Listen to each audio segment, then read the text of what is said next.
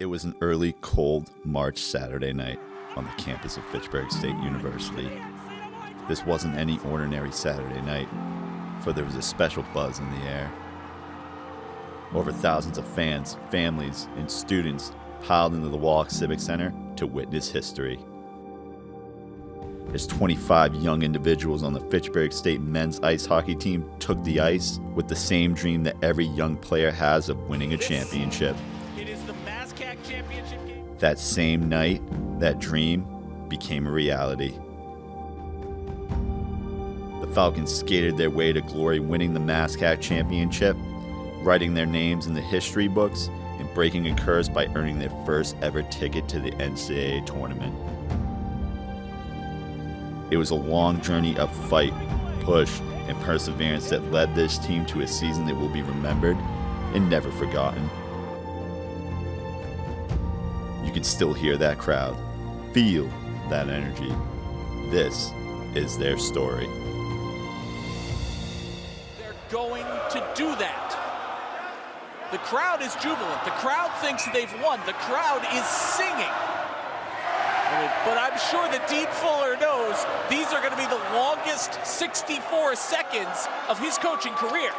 The crowd thinks it's all over, but I won't say it's all over. Well, the good thing about this, it's always good to be up 2-zip with 104 left and down 2-zip, let me tell you. Dean Fuller, hockey coach, Fitchburg State, in my 35th season. Did you think on March 3rd, 2018, you'd be playing for the MASCAC title in your first ever NCAA bid? Did you think you'd be in this spot like a year ago in March?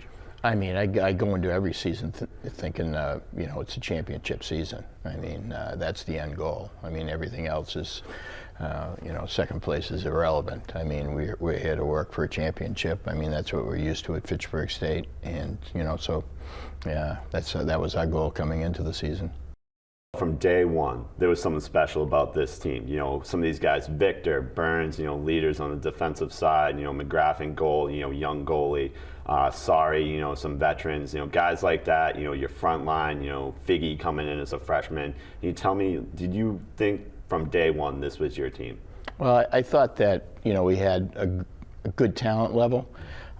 It's hard to say. I didn't see Figgy stepping in and being the number one center. We had to take a look at him, and he obviously progressed and did a nice role there. And, in the net, I mean, we saw Kirby Sari really, came in with a great senior year, and we had a freshman, Brian McGrath, who came in and was also terrific. So, we had a nice little combination. They were competing for the job. And we had, two solid lines, and we had two good power play units. And when you have those things, you can win some hockey games. So you're going into playoffs, 7-game win streak throughout. What was the turning point getting into this championship game versus UMass Dartmouth? Well, I think we played really consistent hockey down the stretch. And goal, it's always goaltending. To me, if you've got a solid kid in the net, it's going to give you a chance to win. That, and we had a first line that was very, very dangerous that I could use quite a bit to keep pressure on. So we had things set up pretty well, and we were healthy too. So 7-5 win. I think it was the month of February versus Plymouth State. Was this also just a major turning point for your guys? Give them the confidence they need, especially against Plymouth State, who finished 19-5-2. Regular season wise. Obviously they had the loss to UMass Dartmouth in the semis. But was that a big? It was obviously a huge win for us. I mean, it probably helped us get into the second seed, which gives you a bye in the first round. And up there, Plymouth kind of got undisciplined, took some penalties, and we were able to get our power play out there, and we had to put some people in on the power play. And I think Brandon Eklund really stepped up and had a big night for us, because Warler got hurt, Ricky Kramer got hurt, and those are two power play guys. So we had guys that could step right in, fill in, and, made us competitive that night there. Evan Burns, defenseman, and I was captain of the hockey team last year. It was definitely started with the Plymouth game, and then we just kind of built off that as a team, and we went on that huge winning streak. That was really probably the biggest turning point in the season. James Gordon, center, Fitchburg State captain. Every season's different, so we we knew we had a good group coming in. We only had 3 seniors, so little younger but close knit, and we had a good feeling. Definitely, we had a job to do, and we were hoping to get it done. My name's Dean Zerby. I'm a forward, and I'm a junior here at Fitchburg State. Our turning point in the year, man. That's a tough one. You know, we went on a run after Christmas that was pretty long. I think we went 8 or 9 straight going into playoffs, and everybody kind of just came back to that second half ready to go, ready to work, and everybody just bought in, man. It wasn't one thing. I think it was just everyone together. We were a unit, and I think that's what made us hard to stop. Daniel Bolak, play-by-play announcer. I've been doing this since 2010. From 2010 to 2016, I was with the Falcons Sports Network. From 2015 onwards, I've been calling games for FATV. And since January of 2016, I've been calling games for WPKZ in Fitchburg. I mean, going into the third cycle of play, you know, you see Tyler Warilla get hurt with the injury, so obviously the Falcons were going to have to push on without him, just trying to get through and try to finish as strongly as they could. But even after that, though, I mean, to pull off that big win at Plymouth State, that 7-5 victory, still, to sweep the third cycle of play, to get yourself a bye into the conference semifinals, it's like you think, even with the injury and all that it's going to be very difficult. It's going to be very challenging. But as we saw, that was, I think, the moment where the Falcons truly stepped up and showed everyone what they could do, blowing through the second cycle of play, taking on all 6 other teams in the conference, beating all of them, and riding that momentum into the tournament.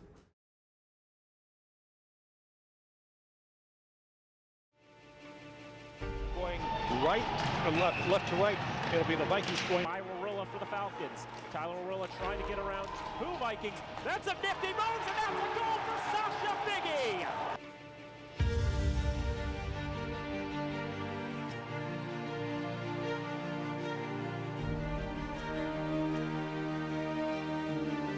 For Hofford, now to the right side. Back for Hofford at the point. Hofford fakes a shot, tries to get it off, and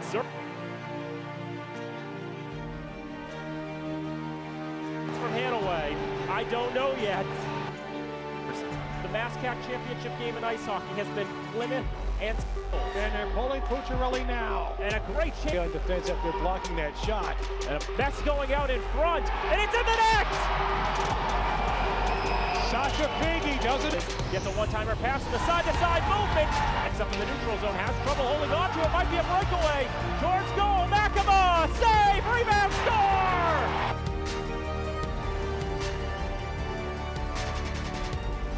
Into the third period. Daniel Bolak, Sherman Whitman here with you on the K-Zone 105.3 FM AM 1280 WPKZ. I mean, we've been rivals with Salem State, over my 35 years. So 5:23 left. You guys take a timeout. You guys have a power play, Salem State. What do you say to your team here? Well, mostly I just want to get them focused. I mean, I like using the timeout in those situations, get everybody on the same page, make sure they're rested, just go over what, Salem's kill is, what some of their options might be, and the focus on winning the face-off. Because every time you lose a face-off and on a power play, it takes like 30 seconds off your power play. So that was the most important thing. Just get them, in the moment, ready to play. Joshua Victor, defenseman, senior. We were all excited. For the most part, most of the boys went to Worcester to watch the quarterfinal game, and we kind of got to see Worcester-Salem. So we got a little sense of who we were going to play and got a taste of what they were like. And I thought we matched up against them well during the season. So we were all really excited for the game to start. Obviously, playing at home, the atmosphere is always something great. So we had a good turnout for the game, and it's all the chips all in. So. All the chips on the table, everything's on the line, so everybody kind of just elevates their game a little bit more, and I felt like that's the way we did it from top to bottom. I mean, everybody was kind of blocking shots and taking a hit to make a play, and I think everything was just clicking for us that game, so it was fun to be a part of, and it was fun to do it on our home ice. Save, rebound, taken by Salem, but intercepted. Now another chance, popped up in the air. When you see that first shot by Figueroa, he put it off the back pad. That's a design play where we try to look for the rebound. And that one there, popped out. And the kid's a great finisher. You don't want to put it on his stick too often in front of the net. My name is Sasha Figge. I'm a center, and I'm in my second year, sophomore. Yeah, no, as soon as like I scored a goal, like the crowd was going loud. I saw the bench, everyone was fired up, and like it's definitely a moment that you can see a lot of energy going through the team, and we like took momentum out of that first goal. Always hard, like especially with 1-goal lead, like the game's always open, but like I had a good feeling from the start on, but like yeah, going up a goal definitely helps you, like your confidence to be confident about winning the game, and we definitely had a good feeling after the 3-2 lead, but you can never be sure, so you have to focus on definitely not getting another one. Just about over 4 minutes left to play. You now have the lead again, 3-2. Yeah, I mean, it's, you know, you obviously 4 minutes left. You're up a goal. You should be able to, you know, play a little more defensively, not give up the offense, but you know, make sure that we're not making any mistakes. So we would, in those situations, we stop crashing our D, make sure we don't give up any 2-on-1s, 3-on-2s, you know, and just get pucks out of the zone. And I think we were pretty successful. Looking for a chance in front, tries to find Cook. Olsen moves it along, it's taken away, could be a breakaway. It's Hayashi going to go! I tell you, that's really a brilliant move. I mean, Corey had a great senior year for us. He was our penalty killer, obviously, and he was our third-line center, and he put up like 26 points from that position. So he had a much-needed senior year for us. To me, it's not over until you hear that buzzer. I mean, because you obviously they're going to pull their goaltender. They've got some skilled kids, so you know, you can't really let down. You know, so we just tried to keep the kids, you know, in the right frame of mind. And, you know, let's finish this right. You guys do get the empty netter. You win that one 5-2. Instead of playing Plymouth State 19-5-2, UMass Dartmouth takes care of business in the semifinals, and now you have a game on the home ice. You know, what is that like? You know, and a lot of people said this is the loudest they've ever heard the Civic Center. So just take me through that moment. Yeah, I mean, it's huge to get the home ice. I mean, and I'd rather play UMass than Plymouth. I thought that, you know, we match up well. Plymouth, they had more depth, more guys you'd have to worry about. UMass had a really good line, a solid defenseman on Lasco, and they were very good in the net. You know, so we were able to kind of keep an eye on those guys. I mean, they had the kid that was the player of the year. You know, so they obviously had some talent that we had to keep an eye on. But I thought we were quicker, a little bit faster, and we'd give them a lot to handle. And plus, it was home. Makes a difference. I think to get Salem State in the conference semifinal definitely helped things a little bit. But of course, going into that game, I thought to myself, this would still, win or lose, this was probably going to be the last game I'd get to call for that season. Because after all, the road always seems to go through Plymouth State. So many times they would meet Plymouth in the semifinal and then fall to the Panthers. I don't think any of us would have thought that, you know, the Panthers, for as good of a season as they had, one of their best programs in years, I don't think anyone thought they would actually lose to UMass Dartmouth. I mean, at the end of the game, we were just looking at the live stats. It's like, they're losing, they're still losing, they're gonna lose this game? We're gonna get this game? We're gonna get to do the championship game? And my color commentator, Sherman Whitman, afterwards was even saying on our sign-off, it's like, I'm so happy for you. You're gonna get the opportunity to call this game, this conference championship game. I mean, I wasn't thinking entirely of that, but then again, behind the microphone, I'm trying to hide a really big smile because this is going to be the opportunity of a lifetime, to having followed this team for most of my life, to actually get the opportunity to call them winning the conference championship, to going to the NCAA tournament for the first time, to get that chance to be behind the mic. That was something I knew from that moment on I was really going to be looking forward to. You're taking the ice, you're at home, MASCAC championship, first ever bid to the NCAA tournament.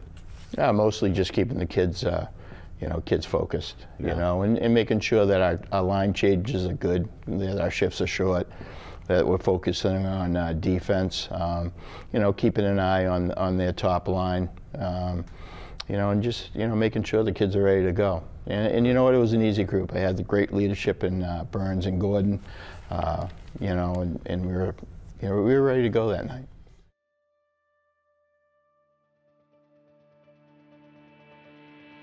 It was kind of surreal. At first, you know, you're stepping on a game, on the ice for the game, and it's not just any game. It's obviously a championship game. We're at home, and the crowd was amazing for that game too. And so, stepping on for warm-ups, it was just like everybody was just dialed in a little bit more. Everybody was focused in, and and everybody could kind of feel a little bit of the weight of the magnitude of the game.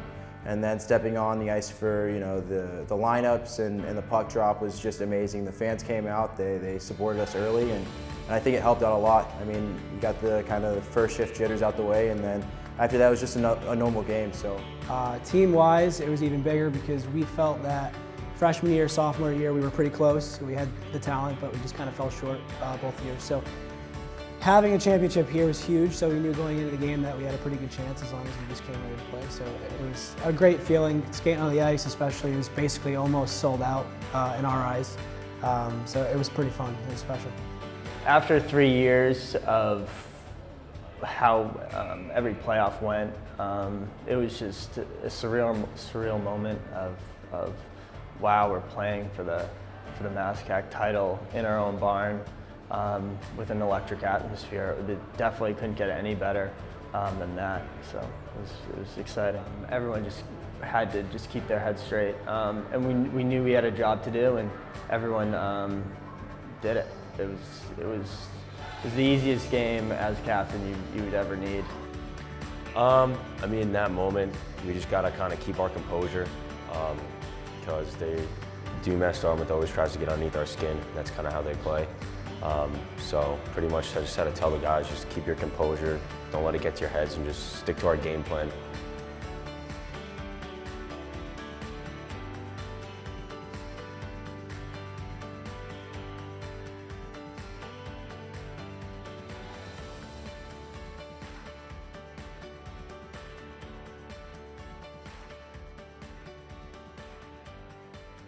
Attempts. They played very solid defense in that first 20 minutes. It's going to be a question of whether or not they can handle it as the game goes on. It's been a defensive battle. Both goalies are playing great games. Just take me through, what McGrath really had to do in these first two periods. He did a great job. Do you feel the way that McGrath was playing that you guys had this one in the bag? No, I mean, it's never in the bag. I mean, obviously McGrath is, he's a calm presence back there. He's like Velcro, pucks stick to him, so there's not a lot of rebounds. And he's a mature kid that, I do have a lot of confidence in him. I remember talking with one of the coaches. He told me that after that win over Salem State, Dean Fuller went into the locker room, and the first thing he said is, McGrath's going on Saturday. Right? He knew going in that was going to be the strategy. He'd split between the two all season long, and so even in the playoffs, he wasn't afraid to split the workload again, give Kirby the start in the semifinal.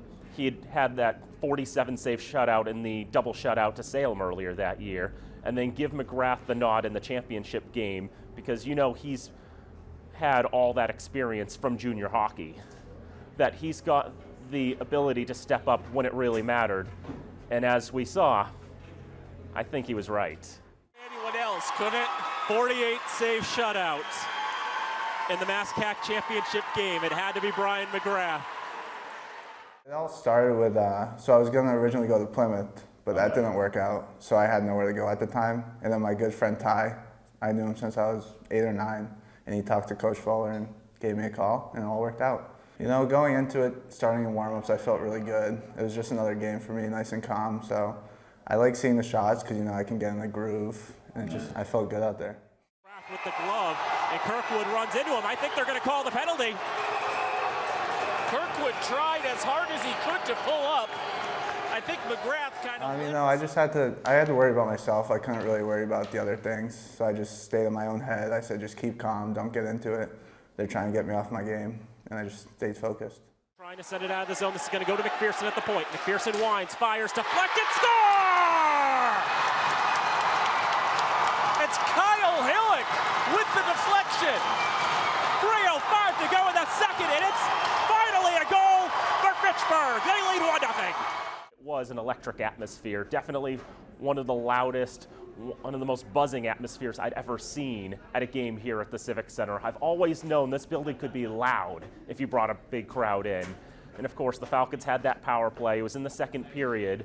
Goes out to Connor McPherson. He winds and fires through traffic. Kyle Hillick gets his stick on the puck, just bounces it past Drew Michaels, and the crowd just erupts. And the thing, it had been a defensive struggle up to that point, but for Fitchburg to finally break through after they'd been struggling on the shot total, they'd been outshot for most of the game. They were outshot the entire game. But just to finally break through at that moment, there was a bit of relief, I think, for some Falcons fans, but for most of them, it was jubilation. They'd broken through. They got the opening goal.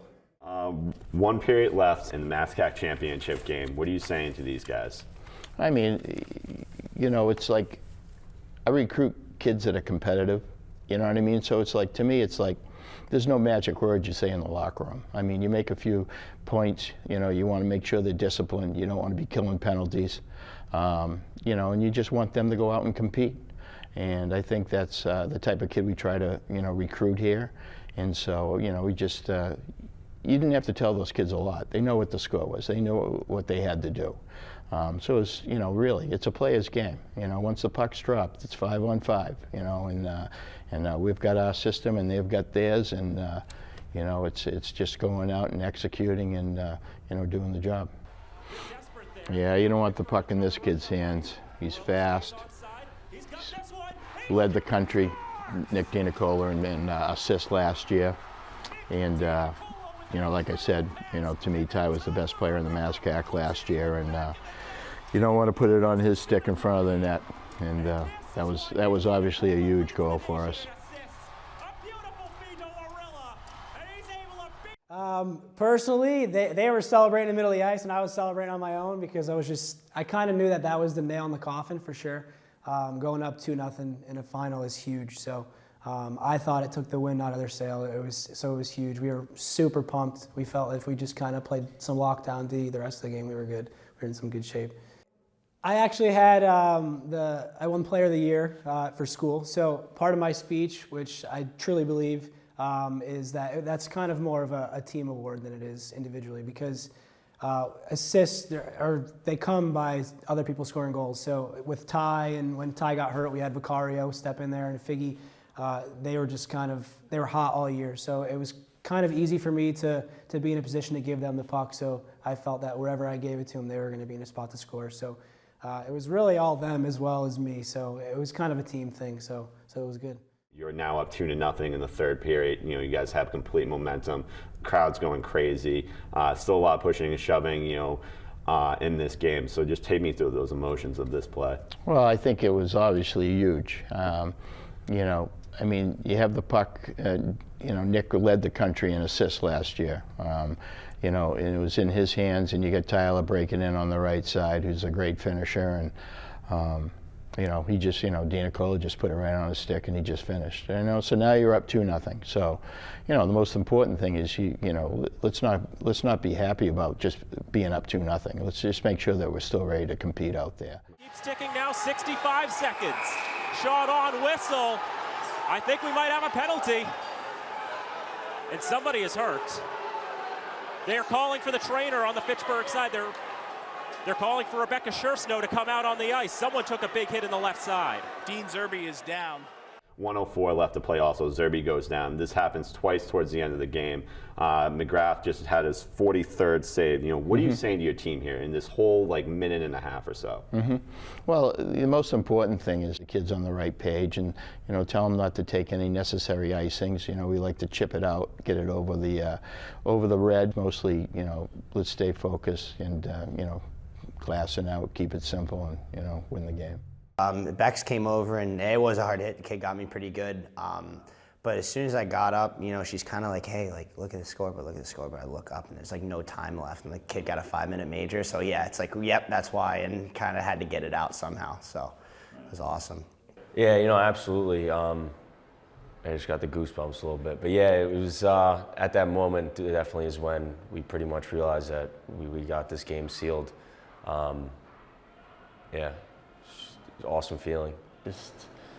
Just cheering, yelling, and at that moment I was like, there's no way we can lose this game. There's too much energy on our side, and it was a very special moment because I knew that we could pull this out, and it's just going to take just that much more effort and to seal this game.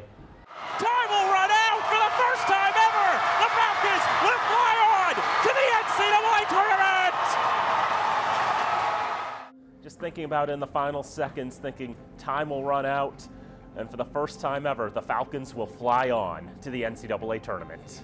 Just to keep my composure in the final seconds, I mean, as time's running down, you know UMass Dartmouth's not going to get 2 goals in 10 seconds. Everyone's starting to buzz. And again, I'm just thinking, you know, this team, I've talked about the story so many times. They won the MASCAC championship in 2011. It was the second year of the conference's probationary period before they got their automatic bid. So the Falcons didn't get the bid to the tournament. Then you had, back in 1999, they won the ECAC Northeast tournament, but the auto bids weren't quite a thing in the 90s. 2000 was the year they would get their first one. And so they weren't able to get in that way either. And then every year that they had a chance to take the auto bid, they just weren't able to pull it off. So in the final moments, you know, it's finally going to happen. And just the moment comes together. And I don't think I planned that phrase in advance. But then again, I've always learned that if you try to plan a phrase in advance, it's never going to come out right. So it's just say it and hope that your voice doesn't crack beyond recognition. So clock runs out, teams rushing the ice, first NCAA bid ever, school history. You know, what was going through your head? What kind of emotions did you have, you know, knowing that this was your first ever team to take a chance at the NCAA tournament here? Yeah. Well, I mean, it was a new experience. You know what I mean? It's, you know, it's great to win the MASCAC. That's your goal. You know, whatever team you're playing is to win your league. You know, and then to go to the NCAAs, it was, you know, obviously exciting. The interesting parts was we weren't able to go down and practice for an hour down at Nichols. So we're about halfway through our practice down there, and the power goes out in the building. All right, so we're through our halfway, and I'm saying, is anybody related to Belichick on this Nichols staff here? That the one practice we get down here, the lights happen to go out. So, you know, we just packed up and went home. And, you know, we played a great NCAA game. I mean, it was a 3-1 loss, but we had our opportunities. You know, they had an open net at the end. You know, so it was a good experience.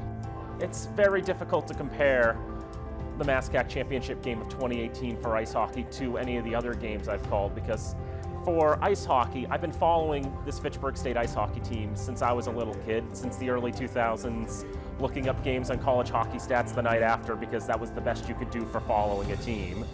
And it's to get the opportunity to call this game was just an incredible feeling for me for what could very well be one of the biggest games in the program's history, a chance to make the NCAA tournament for the first time, something that had eluded them for so many years. Like a roller coaster of emotions. It was pretty cool for me throughout all of youth hockey, junior hockey. This is the first time I actually had a chance to make a run at a championship, and winning it was even better. But it was just a lot of guys buying in and playing their roles, and we got the job done. Winning a championship is very hard at any level, and the higher you get up, the harder it is to win one. And it was a good experience winning it. I mean, two of my roommates last year were seniors, and the other senior was my D partner. So it was nice winning it for them. I mean, it's always nice to go out on top, and got to share with my brothers. And we were a close knit group last year, so it was kind of, you know, I said surreal before, but it was kind of a surreal feeling. And then taking Fitchburg to our first NCAA tournament was also fun. I mean, we didn't really have the outcome that we wanted to, but we had a lot of learning experience from it. The fact that it became reality was just a surreal moment. I mean, the beginning of the season, we all had a feeling that this was going to be the year, and everyone came to the rink every day and did their job and ended up with a MASCAC championship. It's unreal. That's what you practice all year for. It's what you dream as a little kid to play in championship games. So it's definitely unreal to play in games like that. It was unbelievable. It was something that we weren't striving for. Obviously, never really in the hunt for the MASCAC for my past 3 years. So that was just something added to how special that moment was, winning the MASCAC, getting a bid, and being able to be the first Fitchburg team to go to the NCAA tournament. It was just a special moment. It was the perfect ending to a great season.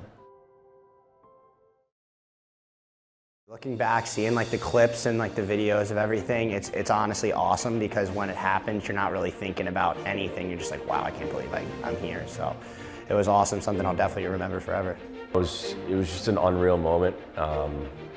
3 years like prior to that, you know, we lose in the playoffs every year, and you just got to prevail. And if you keep pushing and grinding day in and day out, good things will come. You know, it was a team effort. My team played great in front of me, and like I said earlier, I felt good the whole game. And it was just it's an honor, and I appreciate Coach Fuller for giving me the opportunity, and I hope I made everyone proud.